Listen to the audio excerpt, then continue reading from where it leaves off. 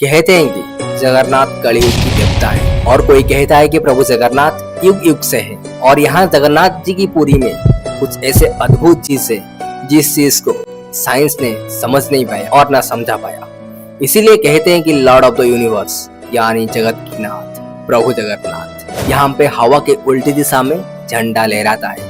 यहाँ हर 12 सालों में एक बार मूर्ति को प्रतिष्ठा किया जाता है जिसे कहते हैं नवकलेवर और मूर्ति के अंदर ब्रह्म पदार्थ को स्थापित किया जाता है। क्या है वो ब्रह्म पदार्थ? क्या ये श्री कृष्ण के हृदय है जो महाप्रभु जगन्नाथ को जिंदा रखता है? और ये झंडा क्यों हवा के उल्टी दिशा में लहराता है? ये कोई साइंस है या कोई चमत्कार? ये झंडा हर रोज बदलाया जाता है। कहते अगर ये झंडा बदलाया नहीं गया तो अगले 18 साल तक मंदिर बंद हो जाएगा। ऐसे बहुत सारे सवाल हैं जिसका जवाब आज तक साइंस ने नहीं दे पाया। अचंभित करने वाला चीज है दुनिया में जितने भी मूर्तियां बना हुआ है या तो पत्थर से बना हुआ है या कोई धातु से, लेकिन प्रभु जगन्नाथ जी का मूर्तियां क्यों लकड़ी पे बना हुआ? आखिर इसका राज क्या है? अगले कुछ क्षण में आपको इसका भी जवाब मिल जाएगा। कहानी तो बहुत बड़ा है लेकिन मैं आपको संक्षिप्त में सुना देता हूँ। 3102 BC जारा नामक एक साबर के द्वारा प्रभु श्री कृष्ण जी का निधन हुआ था। कहते हैं जब जारा ने शिकार के लिए अपना तीर चलाया था तब वो तीर जाके प्रभु श्री कृष्ण जी के पैर में लगा था और वहीं पर प्रभु श्री कृष्ण जी का निधन हो गया था। और जारा साबर ने पूरा रीति रिवाज के साथ प्रभु श्री कृष्ण जी का देह का संस्कार किया, जबकि आग में प्रभु श्री कृष्ण जी का सारे के सारे शरीर समा गया। लेकिन जारा ने यह भी देखा कि कोई चमकता हुआ चीज धड़क रहा था और जारा ने ये समझ नहीं पाया कि आखिर ये चीज है क्या, और जारा ने घबरा गया। वो चमकता हुआ चीज को समुद्र में लेके बहा दिया। और दूसरी तरफ गुप्त साम्राज्य के सम्राट अवंती के राजा इंद्रद्युम्न जो कि विष्णु के परम भक्त थे, उनको सपनादेश हुआ कि एक लकड़ी समुद्र में दे रहा, उसको लाके प्रभु श्री नीलमा का रूप देके पूजा कर। सपना भी सच हुआ और लकड़ी भी मिल गया, लेकिन उनके राज्य में कोई भी कारीगर और वो लकड़ी दारू का मूर्ति बना नहीं पाया। आखिर में विश्वकर्मा जी एक बूढ़े के रूप में आए और वो बोले कि मैं ये मूर्ति बना लूंगा, लेकिन एक शर्त। राजा इंद्रद्युम्न जी उनके बातों पर हम भरे। आखिर वो शर्त क्या था? विश्वकर्मा जी ने जो शर्त रखा था वो था मेरे को एक बंद कमरा चाहिए जिसमें मैं मूर्ति बनाऊंगा और वो कमरा कोई भी ना खोले। इसमें राजा इंद्रद्युम्न राजी हो गए। दिन पे दिन बीतता गया। हर रोज अवंती के रानी जाके सुनते थे कमरे के अंदर से लकड़ी का आवाज। दिन के दिन बीतता गया। कुछ दिनों के बाद आवाज सुनना बंद हो गया। इसीलिए अवंती के रानी घबरा गए और जाके दरवाजा खोल दिया। अनर्थ हो गया। जब वो दरवाजा खोले उनको देखने को मिला आधा अधूरा श्री जगन्नाथ, उनके बड़े भैया बलभद्र जी और उनकी छोटी बहन माता सुभद्रा, और वहीं पर कोई भी कारीगर नहीं था। और प्रभु जगन्नाथ जी के अंदर ब्रह्म पदार्थ को स्थापित किया गया। कोई कहता है ये ब्रह्म पदार्थ श्री कृष्ण जी के हृदय है और कोई इसको साइंस के साथ जोड़ता है। आखिर सच क्या है किसी को भी पता नहीं।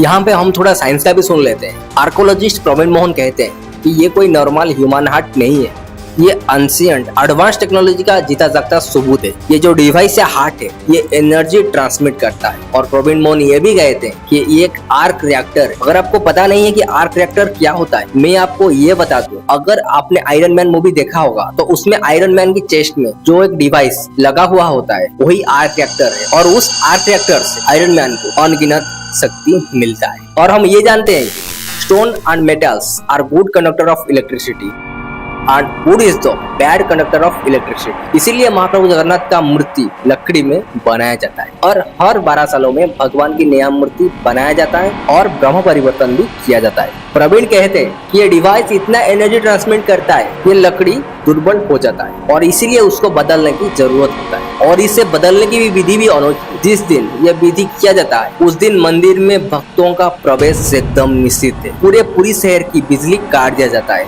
उससे पहले और एक बात आप जान लीजिए, ये जो ब्रह्म परिवर्तन होता है इसे महाप्रभु की दैतापति सेवक ने इसे करते हैं।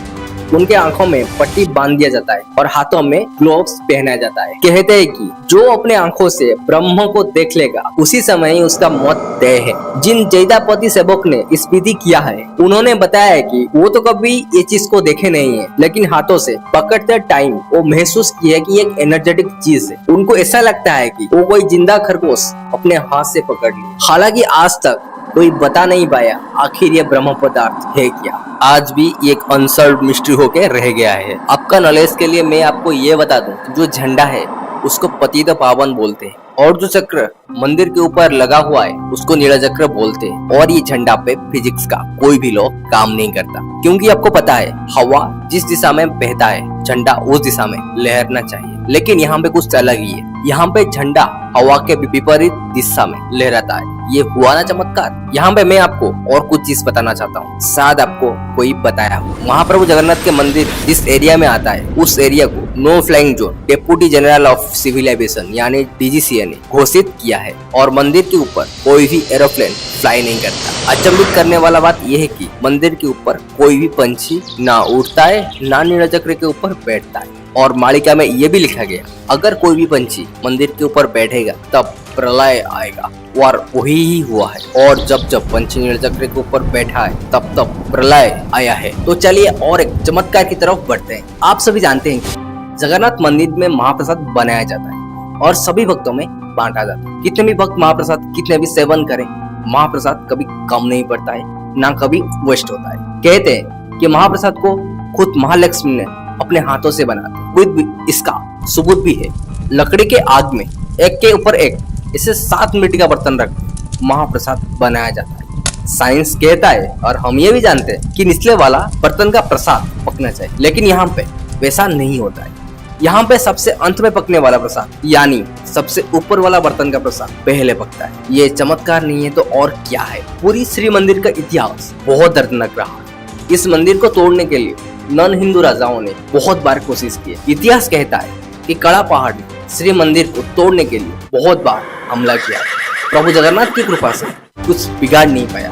आखिर ये कड़ा पहाड़ है कौन, कहाँ से आया था और इसका मकसद क्या था, और ये क्यों जगन्नाथ मंदिर को तोड़ना चाहता था, इस चीज के बारे में मैं आपके साथ अगले वीडियो में साझा करूंगा। तब तक के लिए चैनल को सब्सक्राइब कर लीजिए, वीडियो को ढेर सारा प्यार और लाइक दीजिए। अगर महाप्रभु जगन्नाथ का ये लीला आपको पसंद आया तो वीडियो के नीचे एक प्यारा सा कमेंट कर लीजिए। तो मैं मिलता हूँ आपके साथ कहानी के और एक नया एपिसोड में। तब तक के लिए जय जगन्नाथ। शक्ति है, भक्ति है, जन्मों की मुक्ति है, जीवन का ये सब